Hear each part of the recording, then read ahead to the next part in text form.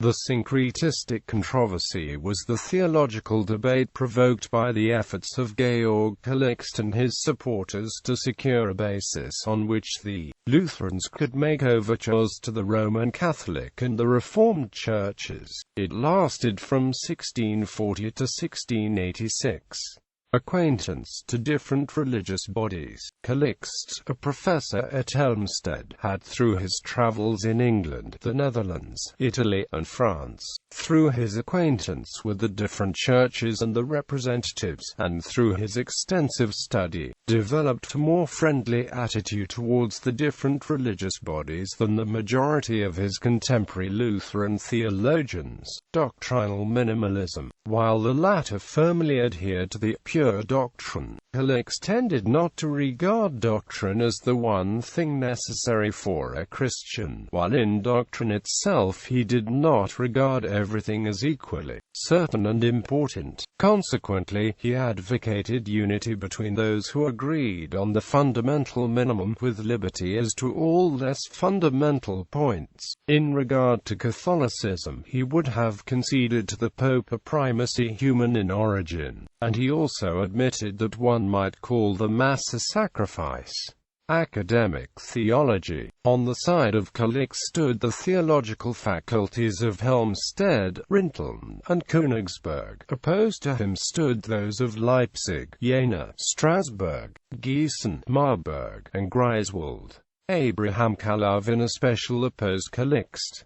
Elector of Saxony. The Elector of Saxony, for political reasons, opposed the Reformed Church because the other two secular electors were Reformed, and were getting more and more the advantage of him. In 1649 he sent to the three Dukes of Brunswick, who maintained Helmstedt as a common university, a communication in which he voiced all the objections of his Lutheran professors, and complained that Calixt wished to extract the elements of truth from all religions, fuse all into an entirely new religion, and so provoke a violent schism. Professor at Wittenberg. In 1650, Calov became a professor at Wittenberg, and he signalized his entrance into office with a vehement attack on the Syncretists in Helmstedt. An outburst of polemical writings followed. In 1650 the Dukes of Brunswick answered the Elector of Saxony that the discord should not be allowed to increase, and proposed a meeting of the political councillors.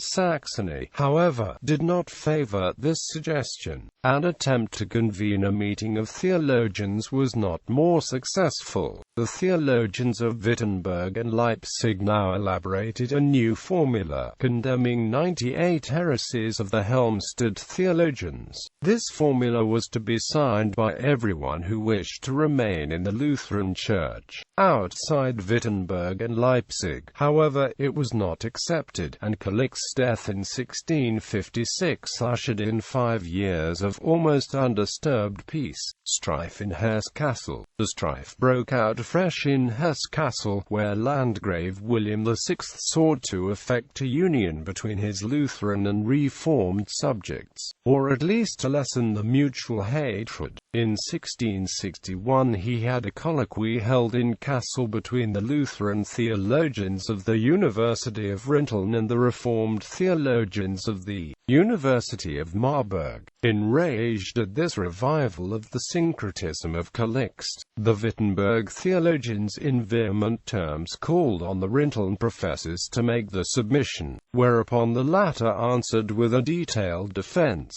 Another long series of polemical treatises followed. Disputes between evangelical bodies. In Brandenburg, Prussia, the Great Elector forbade preachers to speak of the disputes between the evangelical bodies. A long colloquy in Berlin led only to fresh discord.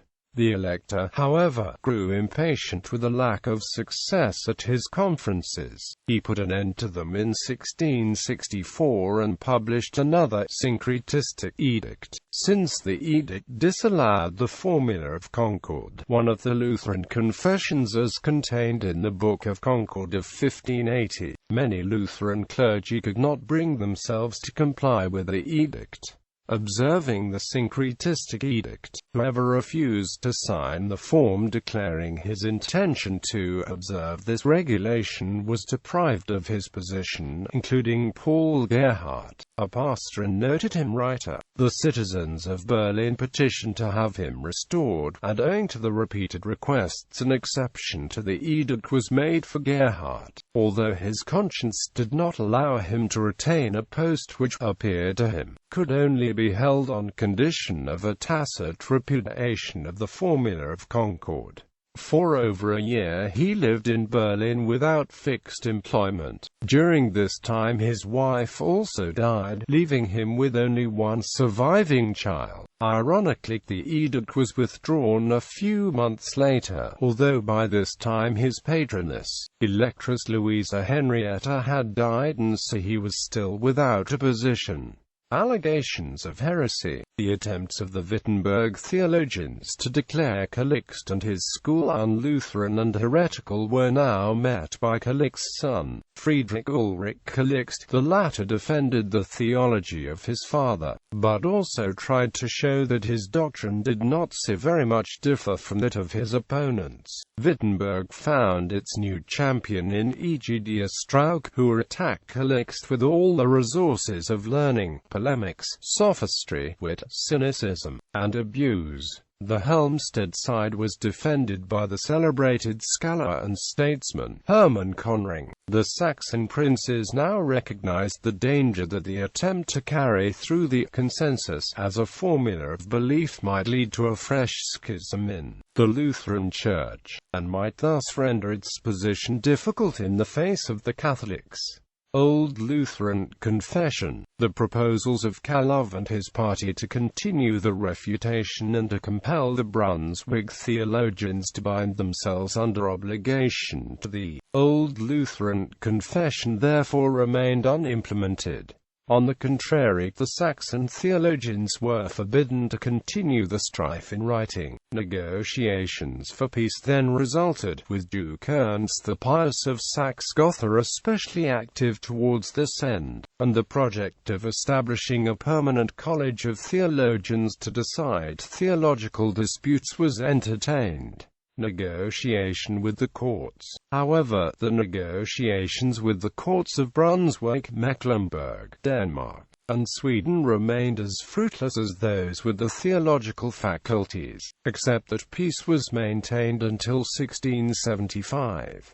Calov then renewed hostilities. He now attacked not only Calixt, but also and particularly the moderate John Musaeus of Jena. Calov succeeded in having the whole University of Jena compelled to renounce syncretism. But this was his last victory. The Elector renewed his prohibition against polemical writings.